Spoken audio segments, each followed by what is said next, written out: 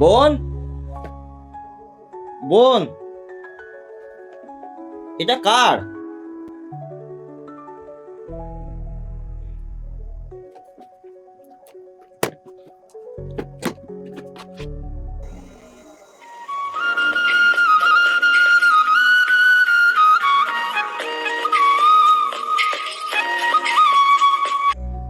Hello.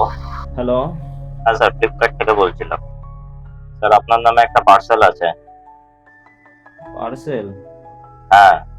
Flipkart থেকে parcel? হ্যাঁ sir. কি নামে পার্সেল আছে? তনয় পাল নামে স্যার। আমি তো কোনো কিছু অর্ডার করিনি।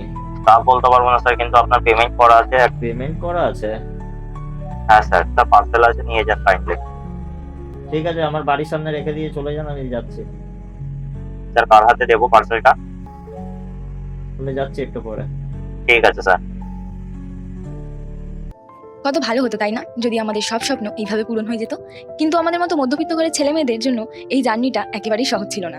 আমাদের যখন দরকার ছিল তখন আমরা সময় মতো জিনিসটা পাইনি, আবার অনেক সময় অনেকজনকেই পাশে পেয়েছি। আজ একটু ছোট প্রচেষ্টা করলাম আমাদের জার্নিটা কিছুটা দেখা। আমার মতো যদি কোনো মধ্যবিত্ত ফ্যামিলির ছেলে মেয়ে ভিডিওটা দেখো তাহলে একটা লাইক করে দিও। আর যারা ভিডিওটা দেখছো তাদের জন্য একটা কথাই বলবো, নেভার লুজ হোপ। আর আমার ক্যামেরা কেনার দিনটা কেমন ছিল সেটা জানার জন্য নেক্সট ব্লগ আসছে, সেটা অবশ্যই দেখো। ধন্যবাদ আমার পাশে থাকার জন্য এবং ভিডিওটা পুরোটা দেখার জন্য।